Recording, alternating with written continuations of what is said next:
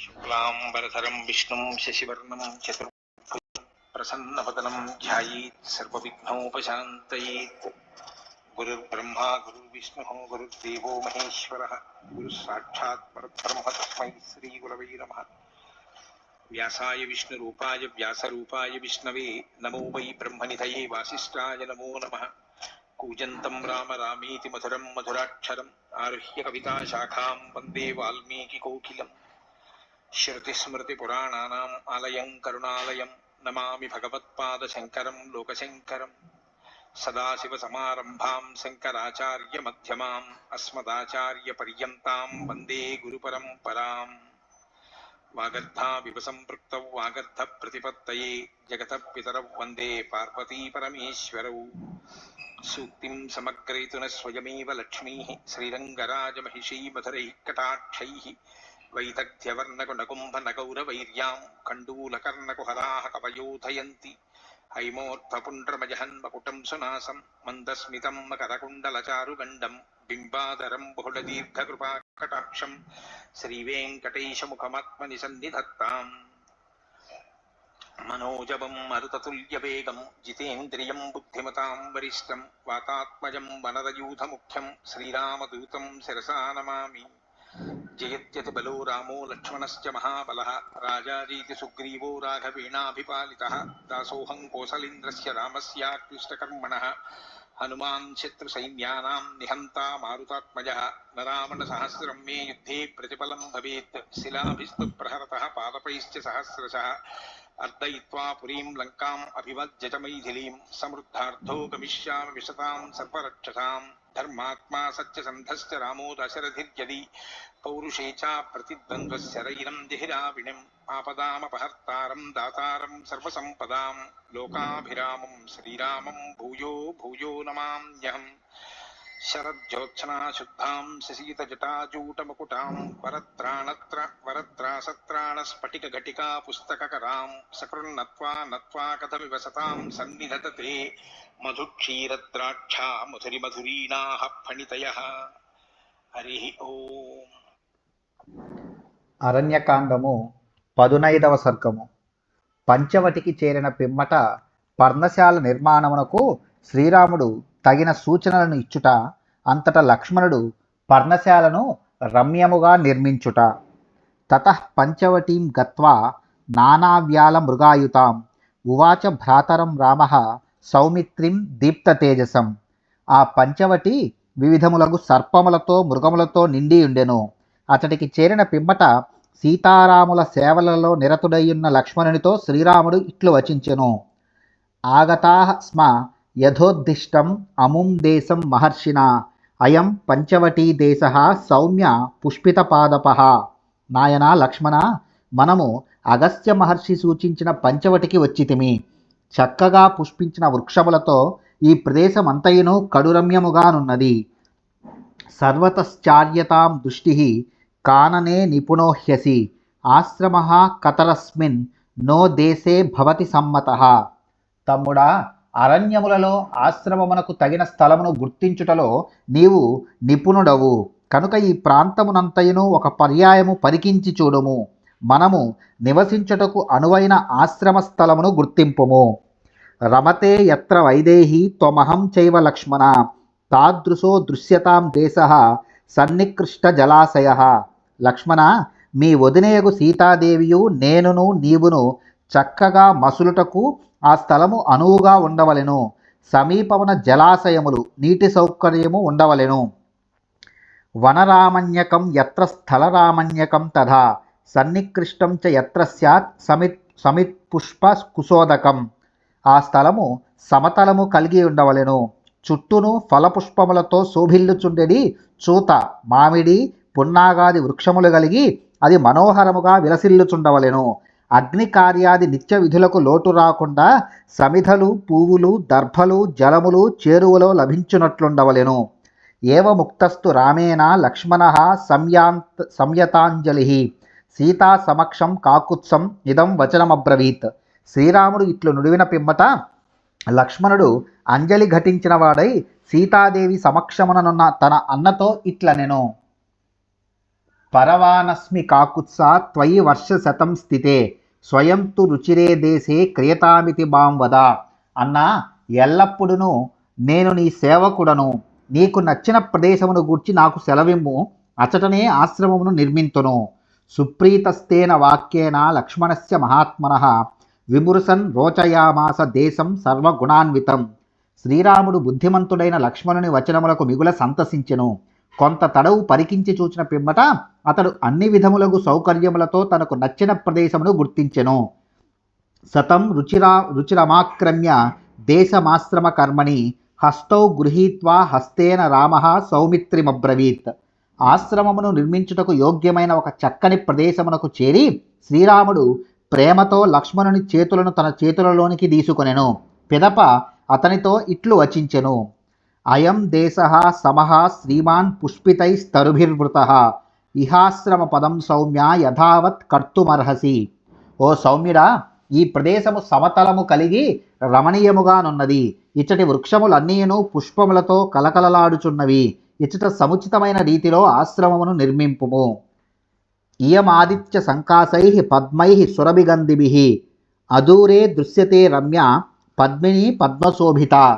ఈ సమీపముననే పద్మములతో శోభిల్లుచు రమ్యమైన సరస్సు కనబడుచున్నది. అందలి కమలములన్నీయును సూర్యకిరణ స్పర్శచే చక్కగా వికసించినవై కాంతులీనుచు సువాసనలను వెదజల్లుచున్నవి. యథాఖ్యాతం అగస్త్యేన మునినా భావితాత్మన ఇయం గోదావరి రమ్య పుష్పితైస్తరుభిర్వృత హంస కారండ వాకీర్ణ చక్రవాకోపశోభిత. మహాత్ముడైన అగస్త్య మహాముని తెలిపిన రీతిగా ఈ గోదావరి నది మిగుల రమ్యముగా ప్రవహించుచున్నది. తీరముల ఎందలి వృక్షములన్నీను వికసించిన పువ్వులతో అందములను చిందించుచున్నవి. నదీ జలములలో హంసలు, కన్నెలేడి పిట్టలు, చక్రవాకములు విహరించుచున్నవి. నాతి దూరే నచాసన్నే మృగయోధ నిపీడిత మయూర నారితా రమ్యా ప్రాంశవో బహుకందరా దృశ్యంతే గిరియ సౌమ్య ఫుల్లైస్తరుభిరావృతా. ఇచ్చటికి సమీపమునే గల ఎత్తైన కొండలు చక్కని వృక్షములతో రమ్యముగా ఉన్నవి. అచట లేళ్ల గుంపులు తిరుగాడుచున్నవి. నెమళ్ళు క్రేంకారములు సల్పుచున్నవి. అచటి కొండ గుహలు చూడముచ్చటగానున్నవి.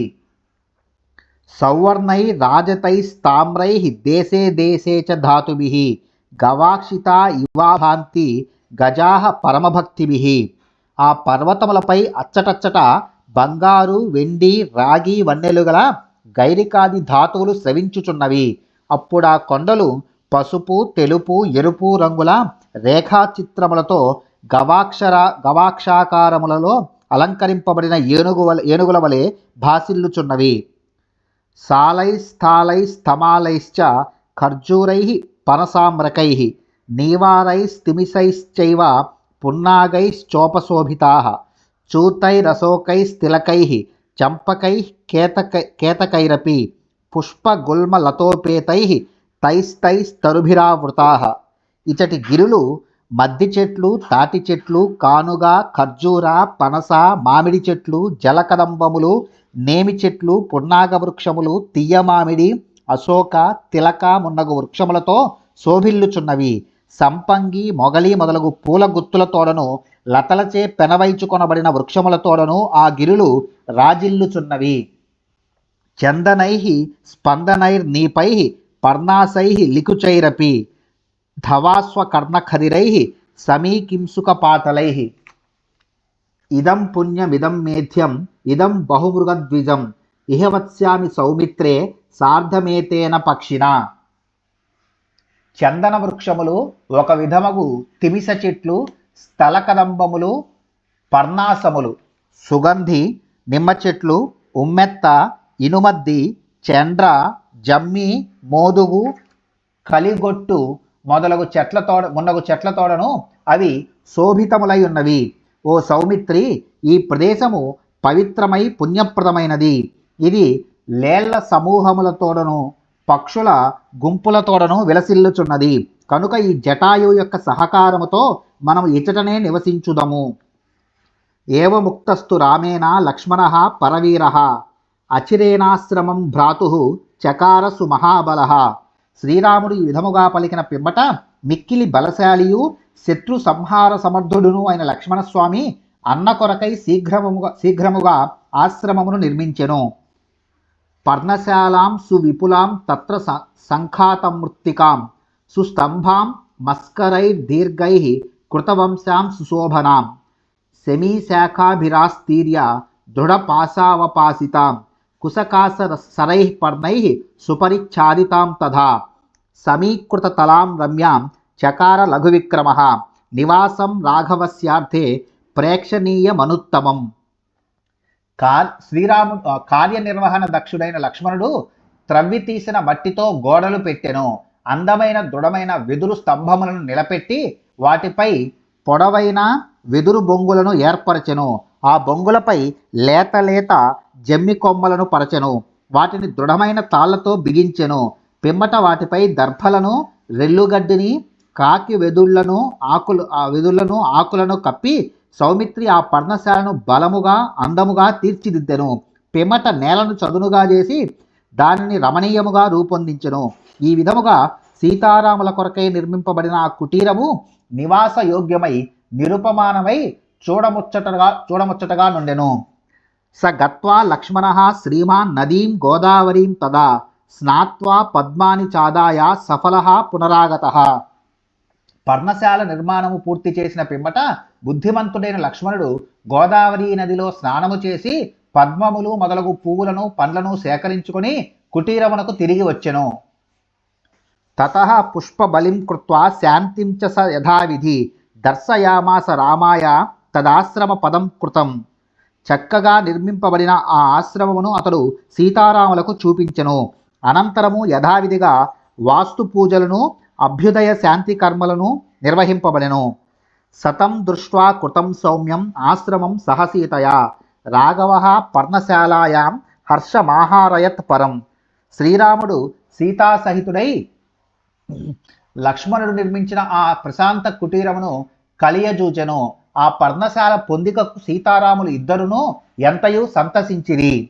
సుసంహృష్టః పరిష్వజ్య బాహుభ్యాం లక్ష్మణం తదా అతిస్నిగ్ధం చ గాఢం చ వచనం చేదమబ్రవీత్. అంతట శ్రీరాముడు మిగుల సంతోషముతో చేతులు చాచి లక్ష్మణుని తన అక్కున చేర్చుకొనెను. పిదప అతడు తమ్మునితో ఆత్మీయముగా మృదుమధుర వచనములను ఇట్లు పలికెను. ప్రీతోస్మితే మహత్కర్మ త్వయా కృతమిదం ప్రభో ప్రదేయో ఎన్నిమిత్తం తే పరిష్వంగో మయా కృతః. తమ్ముడా, నీవు సమర్థుడవు. నేర్పుతో నీవనర్చిన ఈ మహత్కార్యమునకు నేను మిగుల సంతుష్టుడనైతిని. ఈ శుభ సందర్భమున నా నిర్భరానందమును ప్రకటించుచు నేను నీకు గాఢాలింగమును ఇచ్చుచుంటిని. భావజ్ఞేన కృతజ్ఞేన ధర్మజ్ఞేన చ లక్ష్మణ త్వయా పుత్రేణ ధర్మాత్మాన సంవృతః పితా మమ. ఓ లక్ష్మణ, నీవు నా మనసులోని ఆంతర్యమును చక్కగా ఎరిగిన వాడవు. అందువలన నాకు నచ్చడి రీతిగా శాస్త్ర ప్రకారము ఈ కుటీరమును నిర్మించితివి. ధర్మజ్ఞుడవైన నీవు నాకు తోడుగా వచ్చి నీ కర్తవ్యమును నెరవేర్చితివి. తండ్రి వలె నీవు ఎల్లవేళలా నన్ను రక్షించుచున్నావు. నీవు నా ప్రక్కననే ఇండుట వలన తండ్రి లేని లోటు కనబడుటలేదు. ఏవం లక్ష్మణ ముక్త్వా తు రాఘవో లక్ష్మీవర్ధనః తస్మిన్ దేశే బహుఫలే న్యవసత్ సుసుఖం వసి. నిత్యము నూతన శోభలతో వెలుగొందెడివాడును జితేంద్రియుడును అయిన శ్రీరాముడు లక్ష్మణునితో ఇట్లు నుడివి ఫలపుష్పములతో సుసంపన్నమైన ఆ పంచవటి యందు హాయిగా నివసింపసాగెను. కంచిత్ కాలం స ధర్మాత్మా సీతయా లక్ష్మణేన చ అన్వాస్యమానో న్యవసత్ స్వర్గలోకే యథామరః. సీతయు లక్ష్మణుడును భక్తి తత్పరులై తనను సేవించుచుండగా స్వర్గలోకమున దేవేంద్రుడి వలె శ్రీరాముడు అచట సుఖముగా నివసించుచుండెను. ఇట్లు కొంతకాలము గడచెను. ఇత్యార్షే శ్రీమద్ రామాయణే వాల్మీకియే ఆదికావ్యే అరణ్యకాండే పంచదశ సర్గః. వాల్మీకి మహర్షి విరచితమై ఆదికావ్యమైన శ్రీమద్ రామాయణమునందలి అరణ్యకాండమునందు ఇది 15వ సర్గము.